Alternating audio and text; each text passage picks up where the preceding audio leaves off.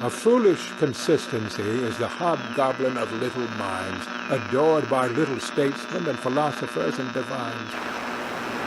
If a man does not keep pace with his companions, perhaps it is because he hears a different drummer.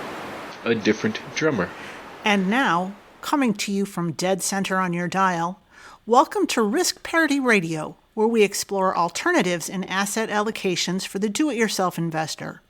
Broadcasting to you now from the comfort of his easy chair, here is your host, Frank Vasquez. Thank you, Mary, and welcome to Risk Parity Radio.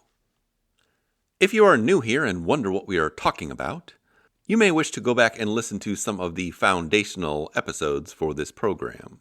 Yeah, baby, yeah! And the basic foundational episodes are episodes 1, 3, 5, 7, and 9. Some of our listeners, including Karen and Chris, have identified additional episodes that you may consider foundational.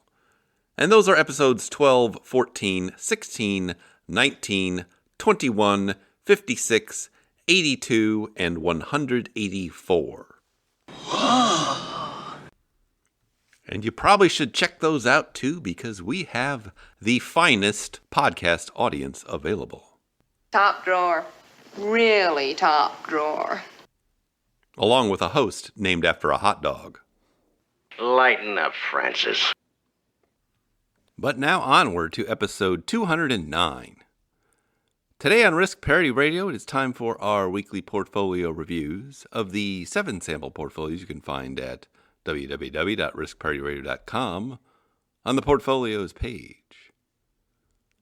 But before we get to that, we do have an email. We're just going to do one today because it's another long email with a long answer. Surely you can't be serious. I am serious. And don't call me Shirley. And so without further ado... Here I go once again with the email. And... First off. Second off. Last off. First, second, and last off, we have an email from Kevin. Feeling 7 up, I'm feeling 7 up. Feeling 7 up, I'm feeling 7 up. It's a crisp, refreshing feeling, crystal clear and light. America's drinking 7 up, and it sure feels right. Feeling lucky 7. Kevin, stop singing, man. Huh? And Kevin writes, Hi, Frank. I'm writing about safe withdrawal rates and how they relate to risk parity portfolios and early retirement. My wife and I are both 41, live in our fully paid-off home in the suburbs of Cincinnati. I'm living on the air in Cincinnati, WKRP. Drive 16-year-old yet still reliable Hondas and have full remote jobs in the tech sector. Yeah, baby, yeah! While our jobs are fine, we both look forward to more time flexibility and using our skill sets on things we find more interesting. E.g., within a year after we quit, I want to try to build an internet-based side business for fun money. In August 2021, we transitioned our portfolio into a modified golden butterfly allocation because the market run-up had gotten us close to what we've long considered was winning the game. Since then, we've been working to get crisp on what our financial independence number truly is. For years, we've been targeting a $2 million taxable value to bridge the period until tax advantage accounts become readily available, and $4 million total portfolio value. We'd like to use this $2/4 million goal to fund an annual withdrawal of $120,000 per year, a 3% safe withdrawal rate, where $66,000 funds our monthly expenditures and $54,000 covers taxes, prescriptions, health, home, and auto insurance. This year, we've been running an experiment where we live on that $66,000 per year, and it's going well. We've had an average of $2,200 excess funding available most months, which would be used to pay for larger infrequent capital expenditures after we quit, e.g. home improvement, travel, and cars. While this year's bear market has brought the portfolio balance down, our taxable and tax advantage balances are both about $1.6 million for a total portfolio value of $3.2 million as of the end of July 2022, for a 3.75% safe withdrawal rate. I do a lot of personal finance research, listening to a host of podcasts, reading books, and have even paid for a few fee-for-advice sessions with financial advisors. Everybody seems to have a different perspective on what a safe withdrawal rate for a couple in their early 40s really is, and that rate dramatically impacts what our savings goal needs to be. For example, the Pure Financial folks, Your Money, Your Wealth podcast, Wade Pfau, retirement researcher, retirement income style podcast, and Roger Whitney, retirement answer man, tend to say 2 to 2.5% for people targeting a 50-plus year retirement. The Abound Wealth folks, the Money Guy podcast, says 3 to 3.5%. Kitces says it depends, but using that formula, our portfolio could support 3.6%. Karsten Jeska and his safe withdrawal rate toolbox with our numbers suggests 3.25% with a 0% failure rate, 3.5% with a 1% failure rate. Lastly, of course, your focus is on allocations that can support much more, with portfolio charts showing that our modified golden butterfly can support 5.5%. Most of this guidance ignores asset allocation entirely, or when it factors it in, downplays it, citing that style factor premiums may not persist. These ranges have us needing to save an additional $2.8 million for a 2% safe withdrawal rate, or already being financially independent, 3.7% plus safe withdrawal rate. So settling on a number has a dramatic impact on our time horizon. What do you recommend a wannabe early retiree do with all this conflicting information and guidance? Thanks so much for using some of your retirement to share your knowledge. I've learned a tremendous amount from your show and remain a dedicated listener. Bows to his sensei. Bow to your sensei. Bow to your sensei! Thank you, Kevin. Kevin, stop singing, man. Huh? All right, so your basic question is, what do you recommend a wannabe early retiree to do with all this conflicting information and guidance? Forget about it. Well, my basic advice is to follow Bruce Lee, which is to absorb what is useful, discard what is useless, and add something that is specifically your own. And that's one of our theme quotes for this podcast. That is the straight stuff, O Funkmaster. And so in order to do that in this situation is I think you need to understand some of the limitations on some of these sources. Man's got to know his limitations. And put on your critical thinking hat to really look at it from a critical perspective. And I think we'll just do some of that right here, right now. Let's do it.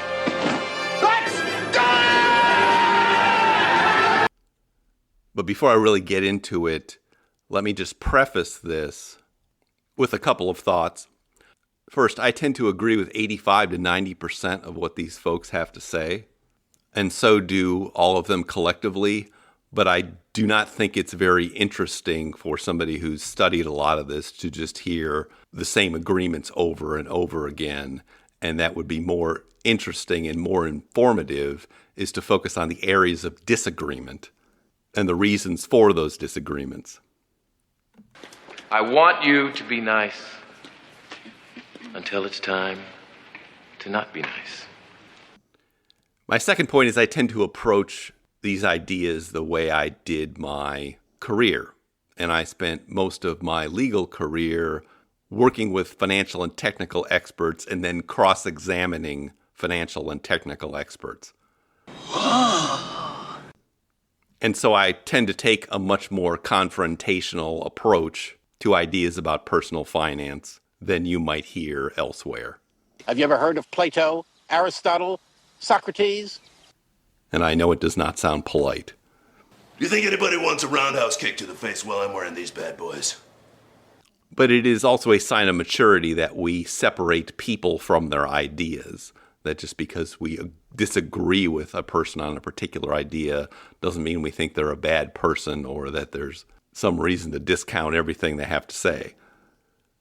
But in that context now, let's take a critical view of what some of these gurus and other folks have to say and look at some of the weaknesses and problems with some of their approaches. I think there are three basic categories of problems that I see with some of what these folks are doing.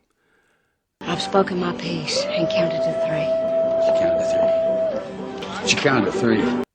And I would categorize them as intellectual laziness as category 1, a desire to appeal to popularity as category number 2, and conflicts of interest as category number 3. And now these categories are overlapping and not mutually exclusive, but I had to organize it some way, and this seemed like a good approach. So let's talk about intellectual laziness. This goes directly to the idea of foolish consistencies. And how it manifests itself is this. Oftentimes, gurus or experts are known for particular ideas that they've held for a long time, and they may have written books upon it in the past, or taken some position in the past, sometimes over a decade ago, that they really wish to stick to. To me, this is kind of like a favorite song approach, that if you ask anybody what their favorite songs are, it's probably the music they were listening to in their teens or 20s for most people.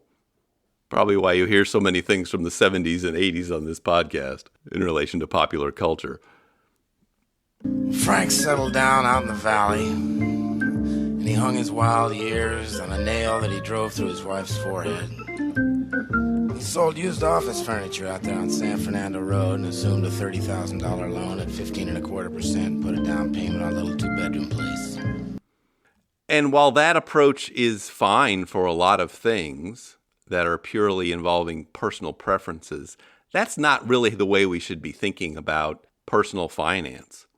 Personal finance is an evolving thing involving a series of best practices that are continually evolving over time, so that those best practices do change over time.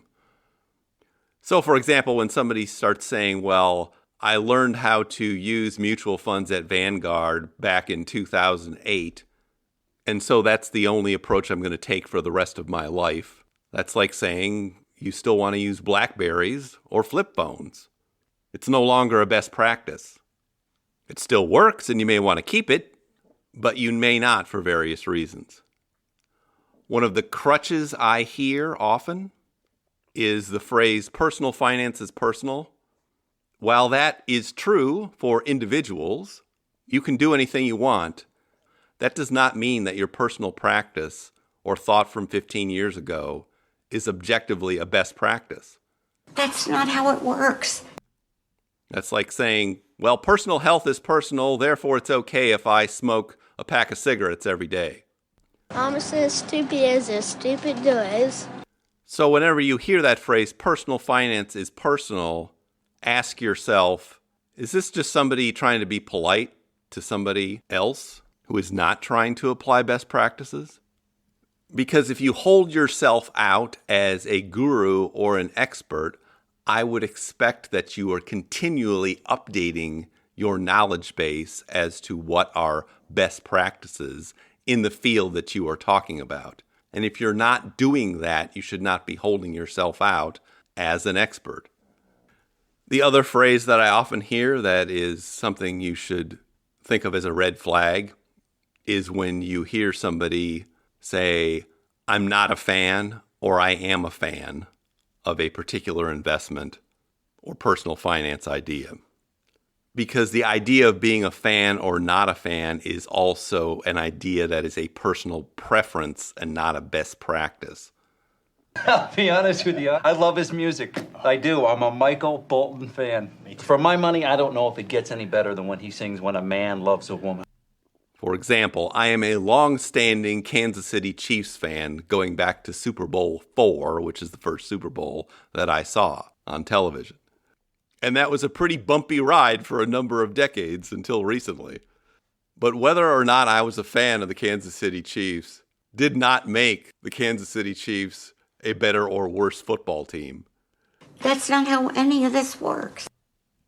And now I realize that experts and gurus often just use that as a polite way of saying that they disagree with somebody. But it's also used as a shield for either not having thought something through or not having updated one's knowledge base. Whether somebody is a fan or not is not a useful standard for us to be thinking about. That is a subjective standard.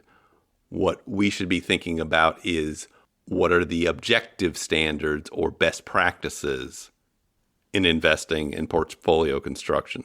And I mean best practices in 2022, not best practices in 2009. I mean, just because somebody won a Grammy sometime, does that mean you should still be listening to them? Michael Bolton? You know, there's nothing wrong with that name. There was nothing wrong with it until I was about 12 years old and that no-talent ass clown became famous and started winning Grammys. All right, now let's talk about some examples of this intellectual laziness. The first one in portfolio construction is the failure to consider or analyze any kinds of portfolios that are not just a simple stock fund and a simple bond fund. That was the best we could do back in the 1990s when Bill Bengen was doing his original research. We can do a lot better today. And best practices say we should be attempting to analyze more diverse portfolios. Portfolios that are divided up by fama-French factors like small cap value and large cap growth, what people call style factors sometimes, and portfolios that involve specific kinds of bonds, not just some big total bond fund or one kind of bond. We shouldn't be assuming that all kinds of bonds perform all the same for this purpose.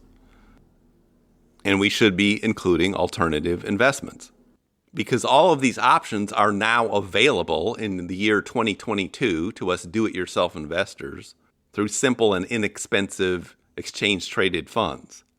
We have the tools, we have the talent. We're not living in 1995. We're not even living in 2005. We're living in 2022. So let me give you a positive example of this and a couple of negative examples.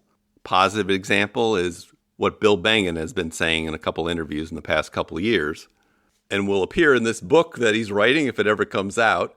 But he said that by making his portfolios more diversified, he could increase the projected safe withdrawal rate from his original research from about 4.2 to about 4.7.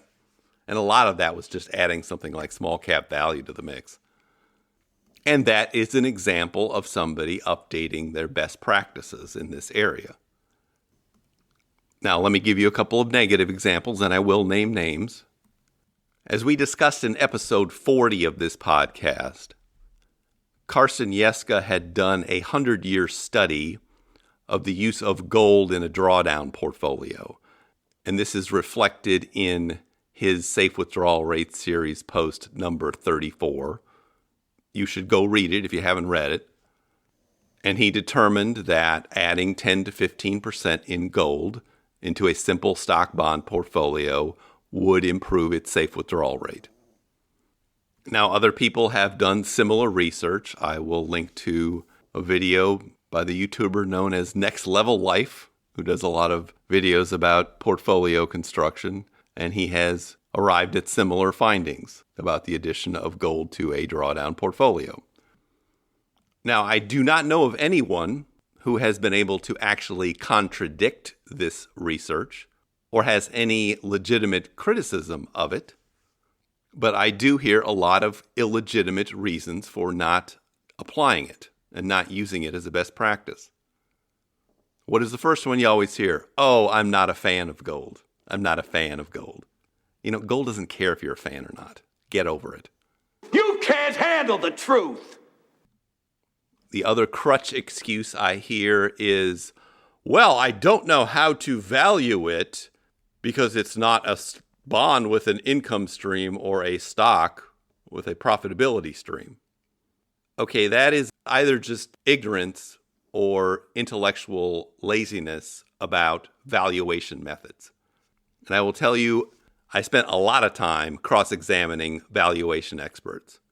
What you're really saying there when you say something like that is that the only way you can think of to do a valuation is through a discounted cash flow analysis. That is only one methodology for valuation, folks.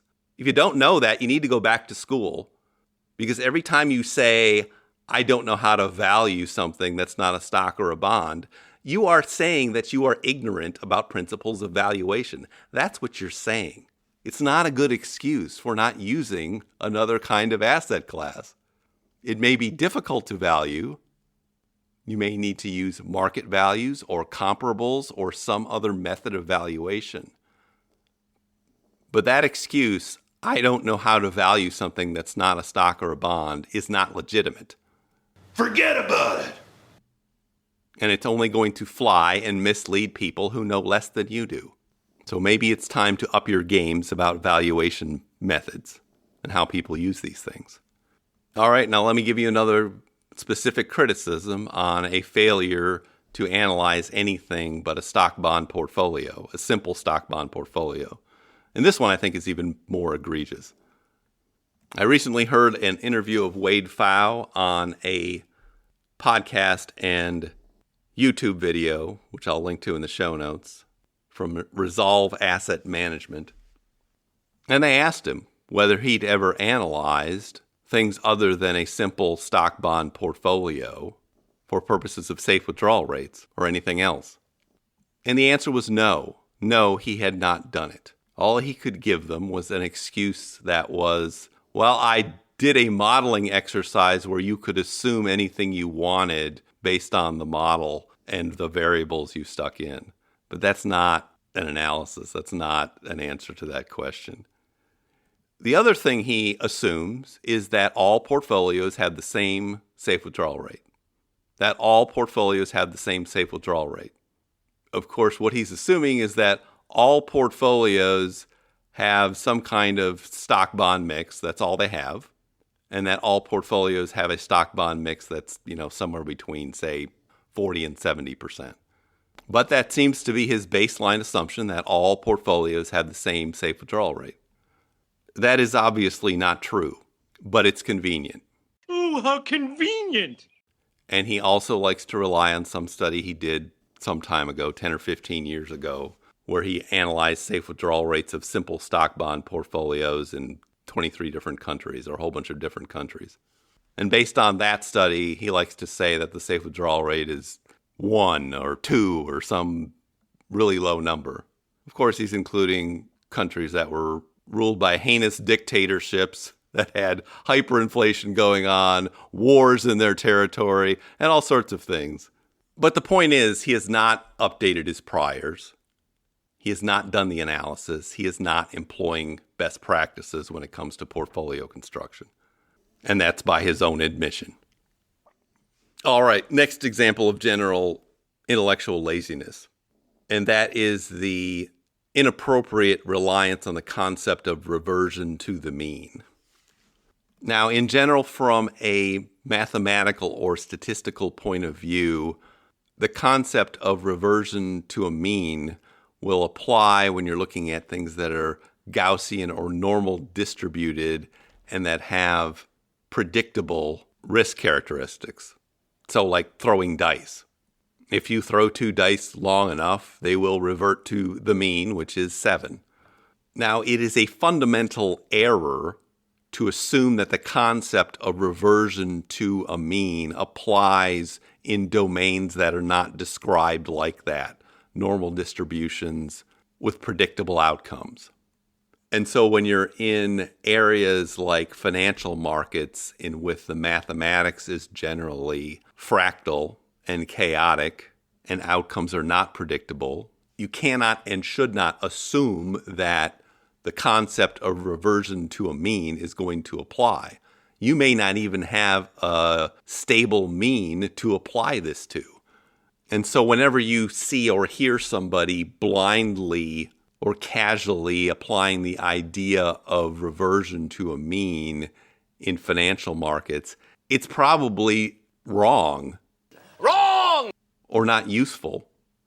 And you would have to show that it is in fact useful in some respect before you should accept the idea as something you should rely on. Now, one of the biggest specific failures of this kind of application in the past couple of decades here has been the attempt to use CAPE ratios or PE ratios to forecast future returns of the stock market. This idea was popularized in the early to mid 2000s when there was an observation that in the past it appeared that stock markets reverted to some kind of PE mean that you could calculate.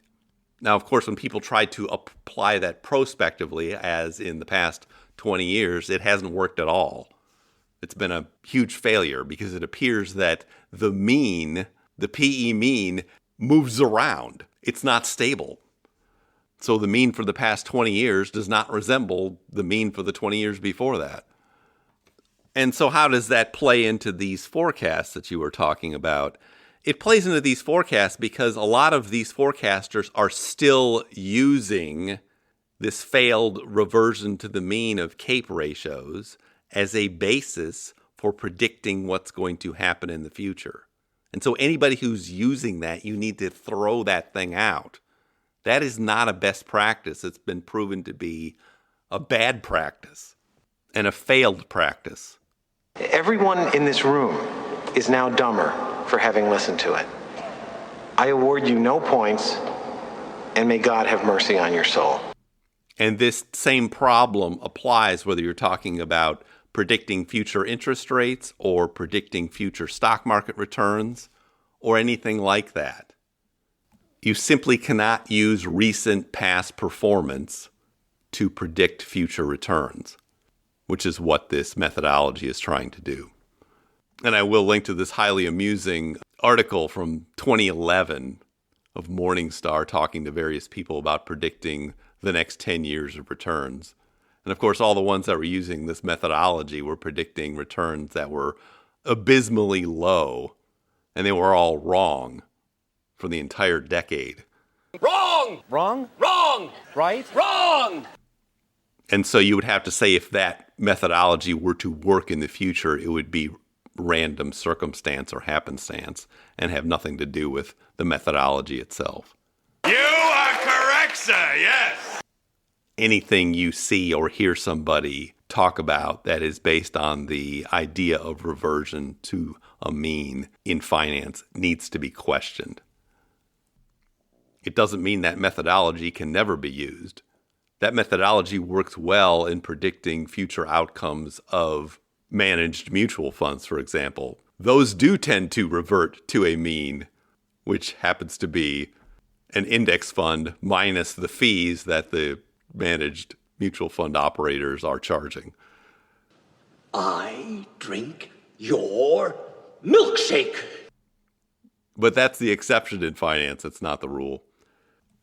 All right, the next intellectual laziness or ignorance I see is the improper use of so-called conservative assumptions regarding, say, things like interest rates or returns or inflation. And this has to do somewhat with model construction. A lot of financial models being used require the user to input some kind of crystal ball guess as to what they think future returns are going to be for the stock market or some other asset class and maybe some future inflation rate.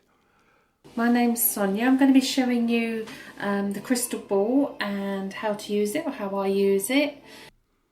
And the mistake here is that instead of using what they think is the most likely rate of return or rate of inflation or whatever, people are encouraged to use more conservative numbers to stick in as inputs into one of these things. And then what happens is this, because these are effectively compounding machines, the error is compounded over and over and over again, and so gives you a result that is going to be way outside of the norm due to the compounding effect.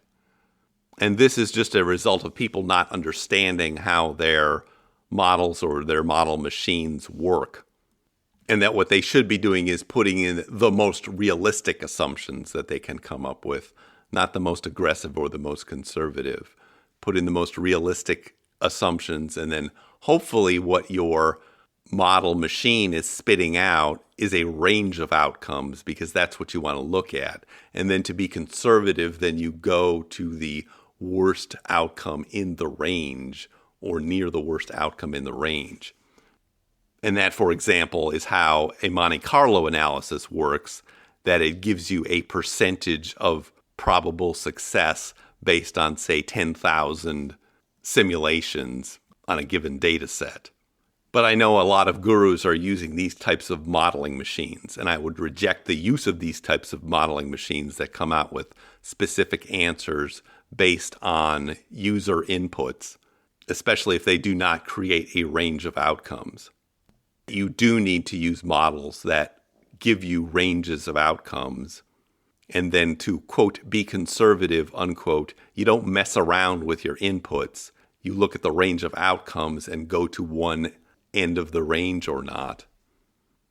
But that is a lot of where these really low numbers come from, by the use of these bad modeling machines, and then the misuse of these bad modeling machines by sticking overly conservative inputs into them, because people don't really understand how the math works.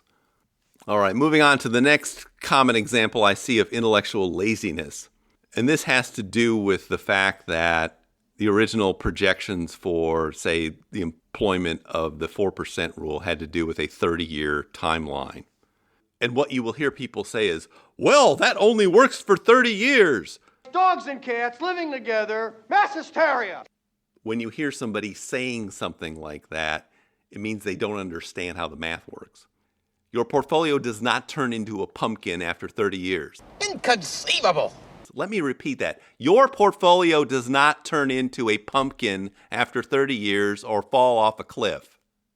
40 years of darkness, earthquakes, volcanoes. The dead rising from the grave. You can easily extend out safe withdrawal predictions to 40, 50, or even infinite years. That's what you call a perpetual withdrawal rate. And it doesn't do weird things out there. What it does is approach an asymptotic limit. So anytime you hear somebody say, it only works for 30 years, you know they're either ignorant or intellectually lazy. You can't handle the dogs and cats living together.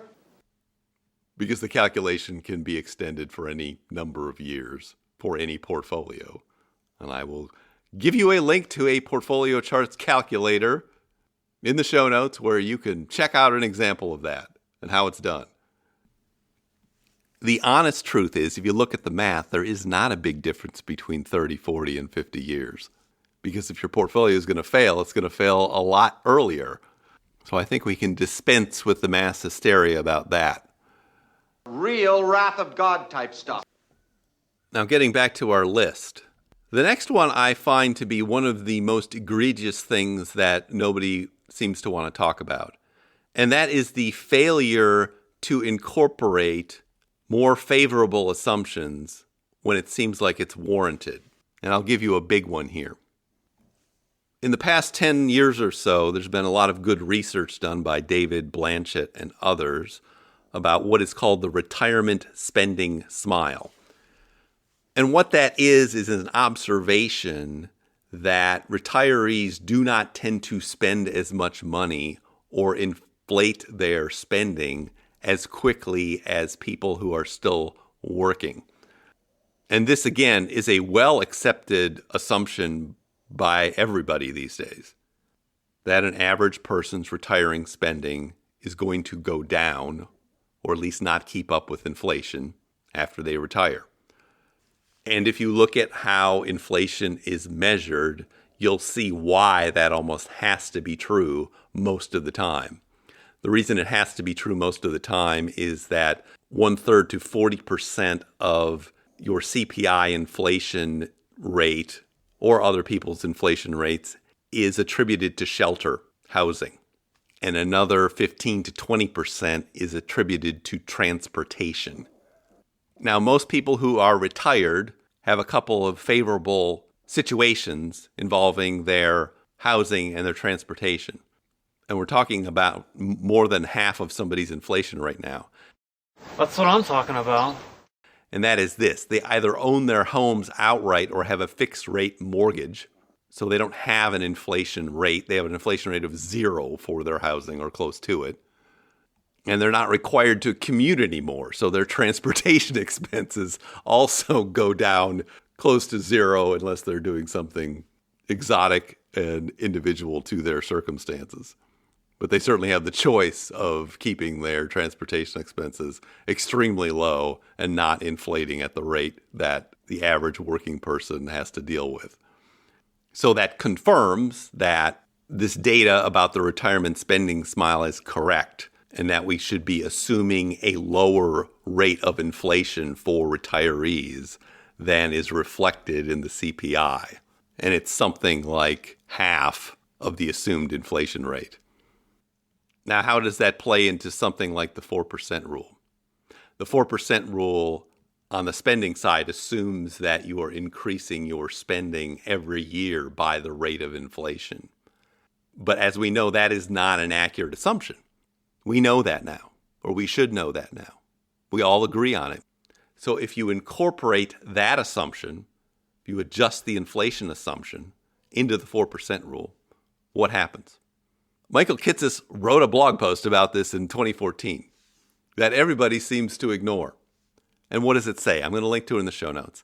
It says that based on just that factor, we are probably telling people to save 20% more than they need in retirement. Gosh, idiot. So you need to go back to all those expert guru projections that you were just looking at and ask yourself, are they assuming that your personal inflation rate is going to be the CPI, or they are assuming that it's going to be the average rate for real retirees? I bet you most of them have not incorporated this very well-known assumption that needs to be incorporated in anybody's retirement planning. No more flying solo. And if you apply this more reasonable assumption that just happens to be favorable, these people are probably overestimating what people need to save for retirement by 20%. And it is intellectually lazy for them not to make that kind of adjustment, given what we know today. Again, best practices. Now, just as an aside, the best practice for your own retirement planning is not to use inflation as a basis for withdrawals or modeling your withdrawals. That's why you focus on your own individual expenses, because you can look at your own individual expenses, which are going to reflect any inflation that applies to you, and then plan based on that, which will automatically incorporate your personal inflation rate. Another way of thinking about this is this, that if you believe somebody's projection that for whatever reason portfolio returns are going to be 20% less in the future than they have in the past, that is already accounted for by using a more realistic assumption on the inflation side, which has the effect of making up for that on the expense side of things. All right, I think we've spent enough time on intellectual laziness. Au contraire. Don't be saucy with me, Bernays. But just one more thought on that. I think the problem here can be summed up as experts or gurus adhering to dogma versus using flexible principles. And a lot of them have come up with self-imposed limitations on what people can invest in, which is dogma, or other ideas that may have been thought to be valid in the past but have turned out to be invalid or need to be updated or corrected, but they're still relying on that old dogma. This is why I think our investing approach needs to be guided by principles, and we have those 3 principles here: the macro allocation principle, the simplicity principle, and the Holy Grail principle. Because I'm not a fan of dogma, not at all. Not going to do it. Wouldn't be prudent at this juncture. All right, the next big category I wanted to talk about was appeals or desires for popularity with respect to experts and gurus. This also is kind of a soft conflict of interest, or relates to that. And it has to do with there is safety in numbers.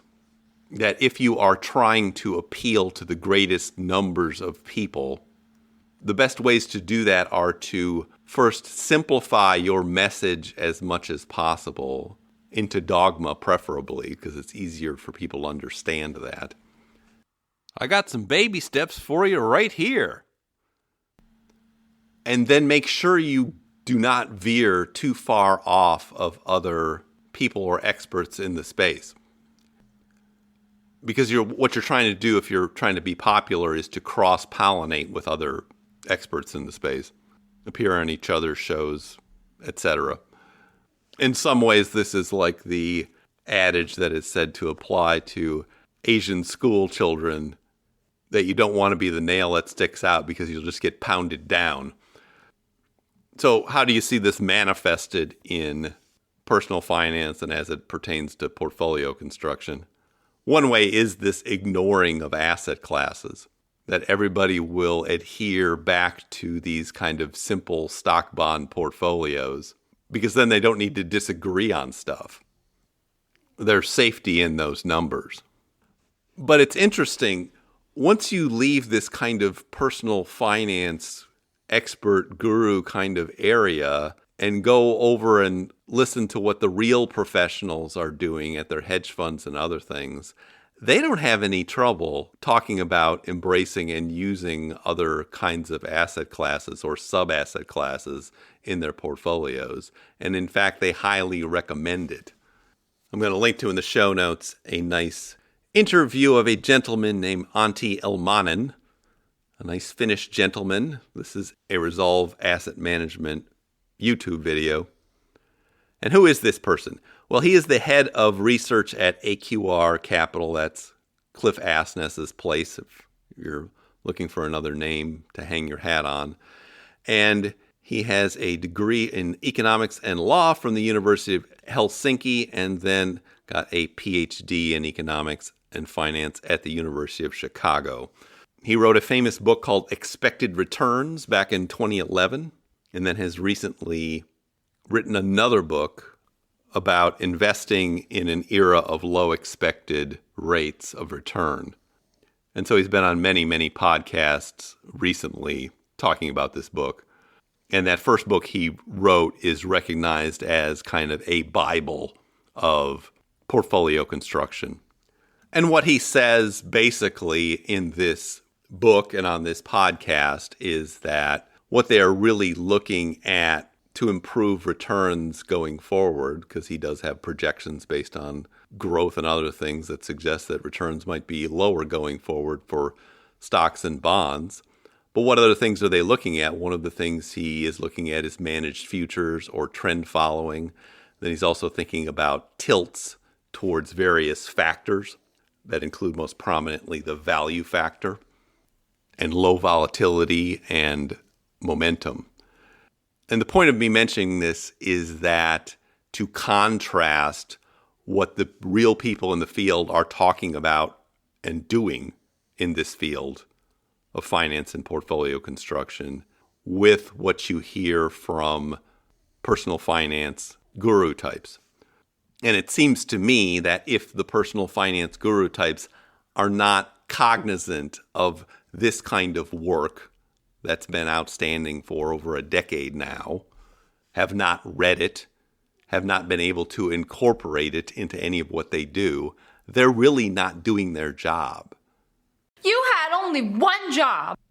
And I realize that might not be very popular. It might be hard to do, and it might lose you some subscribers who want you to say the same things you've been saying for the past 10 or 15 years.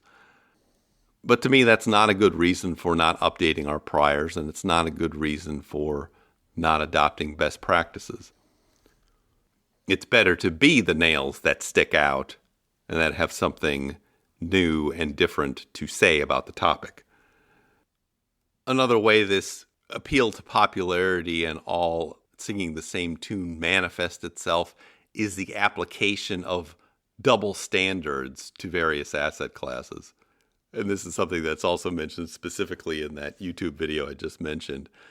The example they give there is, When the stock market has a bad decade, people just say, oh, well, that's just the way it works.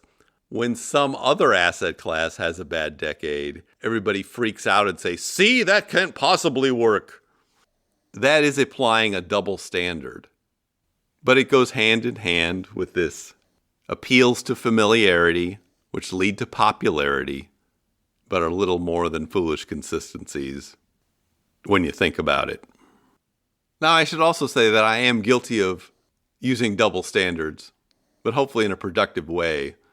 The double standard that I use is that I apply a much higher standard to people who claim to be experts, gurus, or other things. And that's why I am hard on them and what they have to say. I says, Pigpen, this here's a rubber duck, and I'm about to put the hammer down. I don't think we as individual investors should be held to those kind of standards. And I would never criticize an individual in their portfolio the way I'm talking about these expert folks today. But now there's one more kind of appeal to popularity that I should have mentioned first. And that is the appeal of pessimism. We are hardwired to pay attention to pessimism because pessimism sells. And we subconsciously think that people who express pessimism are somehow smarter or in the know.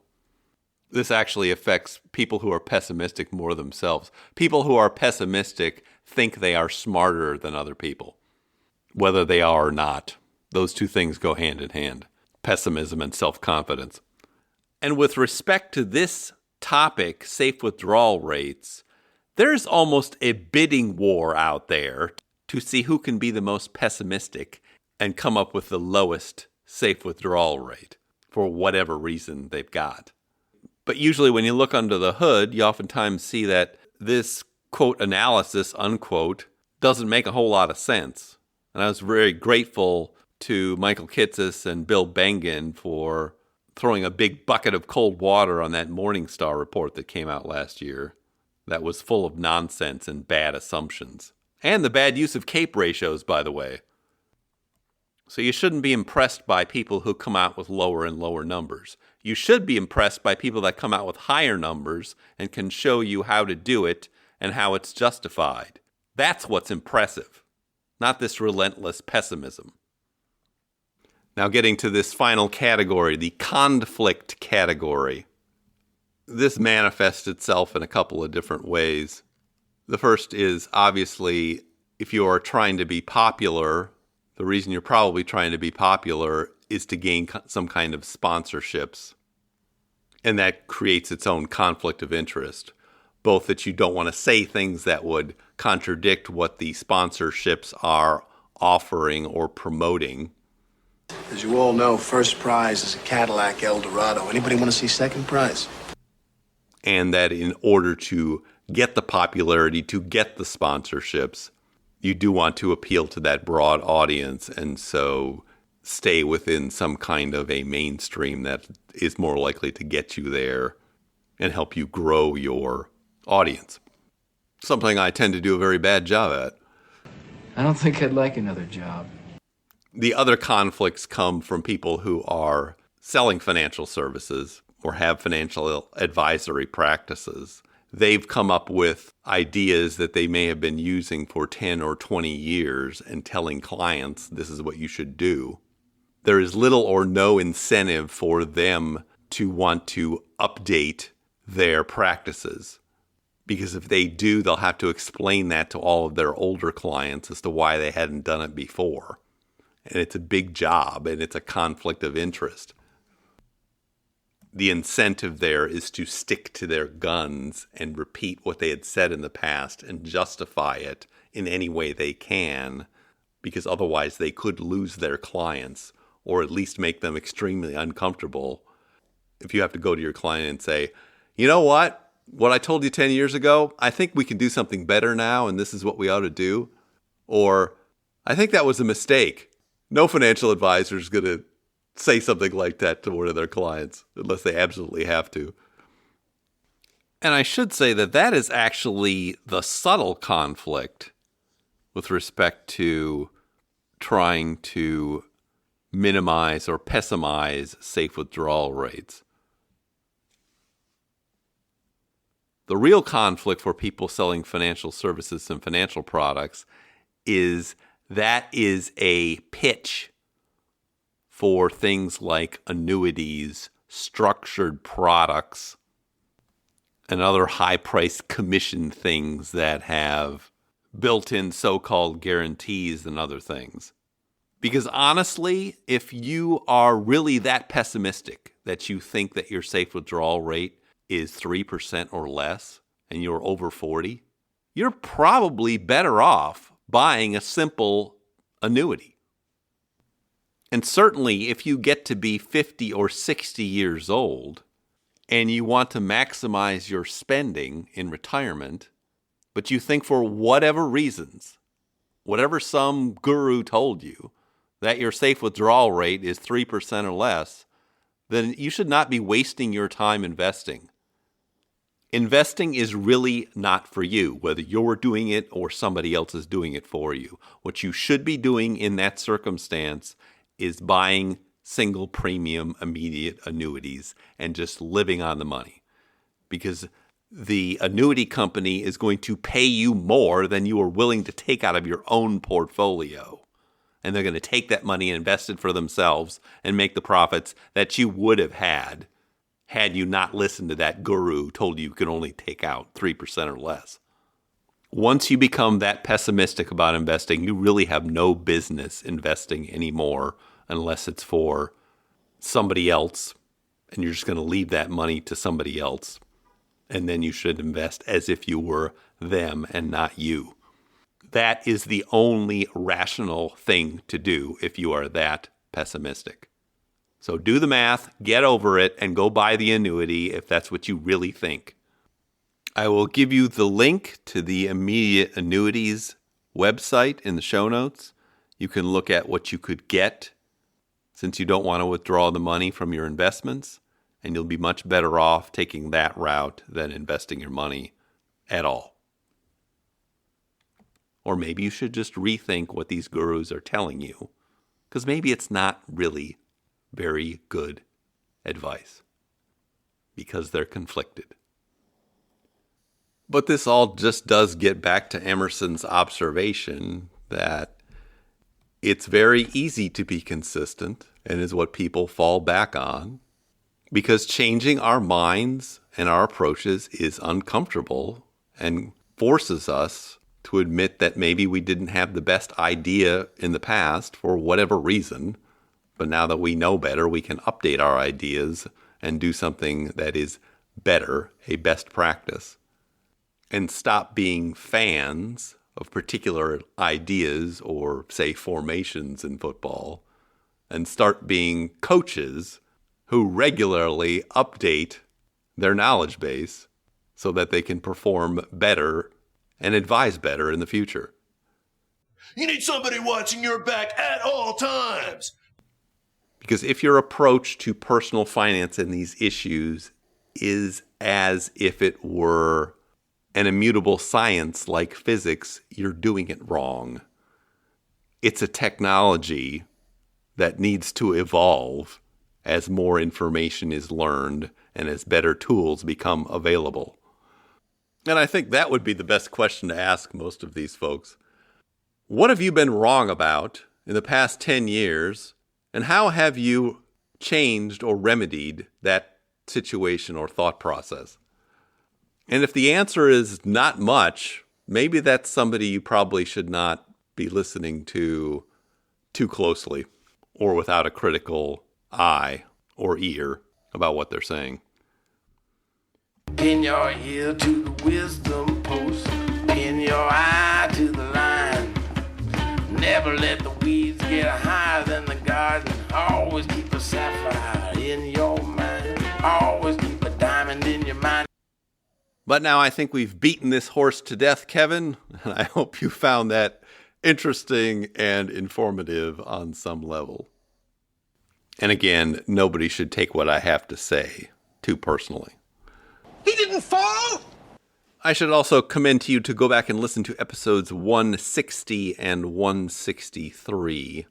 where we talked with Karen about her portfolio construction and transition to retirement and how to think about managing your withdrawals in retirement to go with your expenses.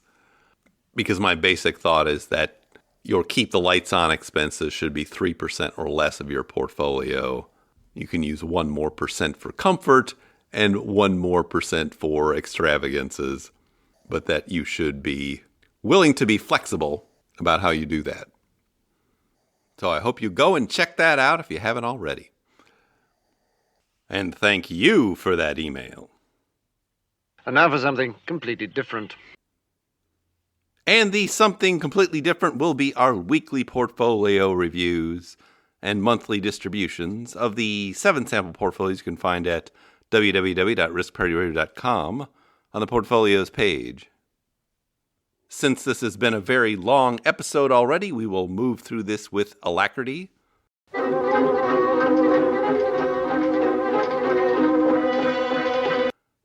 It is suffice it to say that it was another awful week in an awful month and an awful year.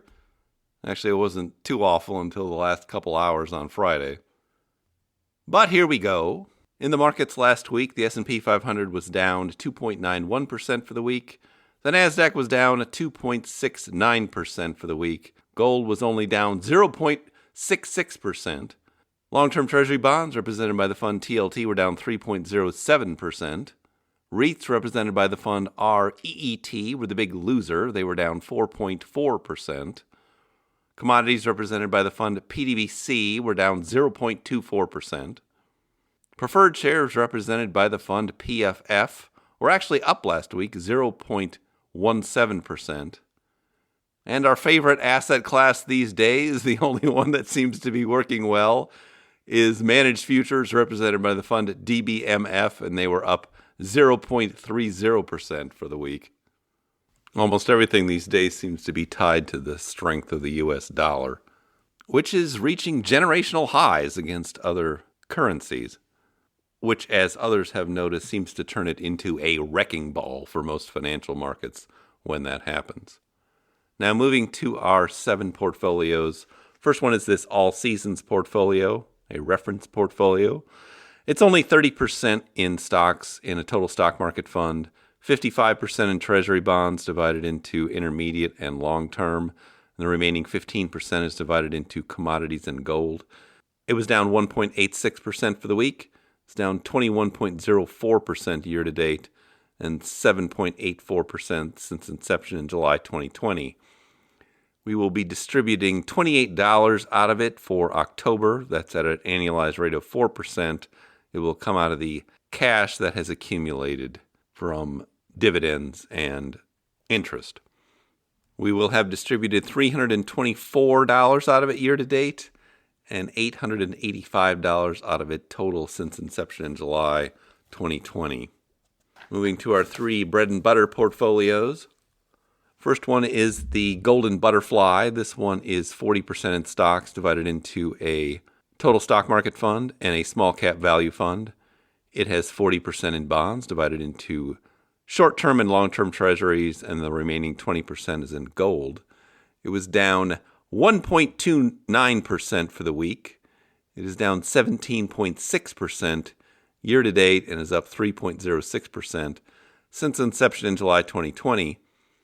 For the month of October's distribution, it will be $38. It will come out of the Gold Fund, GLDM, which has been the best performer recently. It's at an annualized rate of 5%. We will have distributed $436 out of it year-to-date and $1,217 out of it since inception in July 2020. All of these portfolios started at about $10,000 originally. Next one is the Golden Ratio portfolio. This one's 42% in stocks, 26% in long-term treasuries, 16% in gold, 10% in REITs, and 6% in cash. It was down 2.02% for the week. It's down 22.27% year-to-date and down 0.57% since inception in July 2020. We'll be distributing $37 out of it for October. That's at a 5% annualized rate. It will come out of cash as it does for this portfolio every month. We will have distributed $432 out of it year to date and $1,213 out of it since inception in July 2020. Next one is the Risk Parity Ultimate Portfolio. This one was down 1.85% for the week. It is down 25.84% year to date and 5.21% since inception in July 2020. We'll be distributing $40 out of it for October. That's at a 6% annualized rate. It will come from the cash portion, which has accumulated over $40, just over $40 for a distribution. We will have distributed $493 out of it year to date and $1,413 out of it since inception in July 2020. Now we move to these experimental portfolios. We run hideous experiments here, so you don't have to. These all involve leveraged funds, and you can see how violent and volatile they've been. The first one is the Accelerated Permanent Portfolio. This one is 27.5% in a leveraged bond fund TMF, 25% in a leveraged stock fund UPRO, 25% in preferred shares PFF, and 22.5% in a gold fund GLDM. It was down 3.7% for the week. It's down 42.32% year to date and down 19.6% since inception in July 2020. We'll be distributing $32 out of it from the preferred shares fund, the best performer for October. It's at a 6% annualized rate. We will have distributed $546 out of it year to date and $1,769 out of it since inception in July 2020. This one looks like it may be headed for a rebalancing during the middle of the month, as particularly the stock fund has dropped all the way down to about 18% of its total value. So if it drops any more relative to the other ones, we will be rebalancing it. Next portfolio is the Aggressive 50-50. This is the most leveraged and least diversified of these portfolios. It is 33% in a leveraged stock fund UPRO, 33% in a leveraged bond fund TMF, the remaining 33% divided into preferred shares fund PFF and a intermediate treasury bond fund VGIT. It was down 5.23% for the week, is down 49.92% year to date, and is down 24.23% since inception in July 2020. You can see that leverage is kind of a wrecking ball itself in these kinds of portfolios, which is why they're experimental. So we'll be distributing $29 out of this portfolio for October. That's at a 6% annualized rate. It's going to come out of the intermediate treasury bond fund, which is the best recent performer here. We will have distributed $531 out of it year to date and $1,777 since inception in July 2020. And now we move to our last portfolio, which is also an experimental one called the Levered Golden Ratio. This one's 35% in a composite leveraged fund called NTSX, which is the S&P 500 and Treasury bonds, 25% in gold, 15% in a REIT, Realty Income Corp., 10% each in a leveraged bond fund TMF and a leveraged small cap fund TNA. The remaining 5% is divided into a volatility fund, VIXM, and a Bitcoin fund, GBTC. It was down 2.69% for the week. It's down 30.24% year to date and 25.9% since inception in July 2020.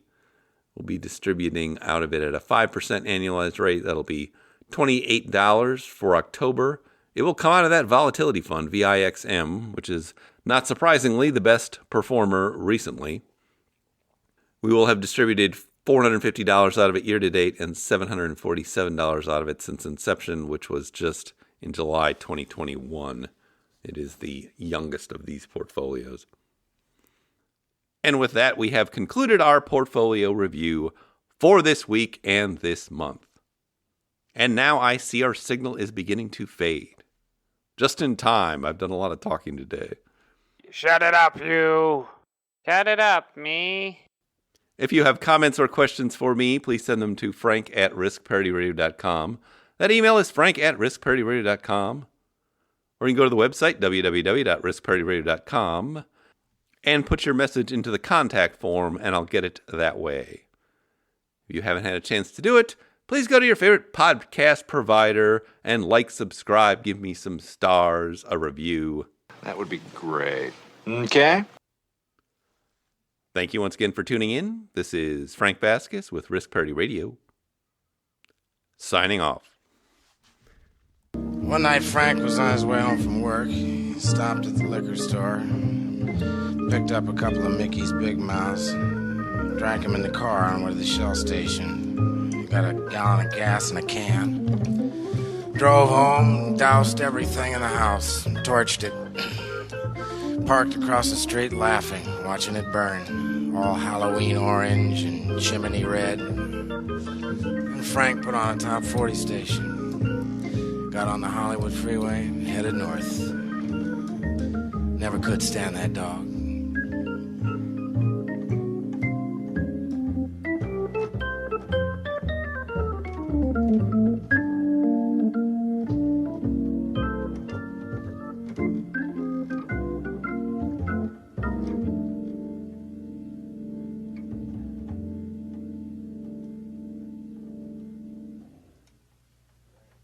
The Risk Parity Radio Show is hosted by Frank Vasquez. The content provided is for entertainment and informational purposes only and does not constitute financial, investment, tax, or legal advice. Please consult with your own advisors before taking any actions based on any information you have heard here, making sure to take into account your own personal circumstances.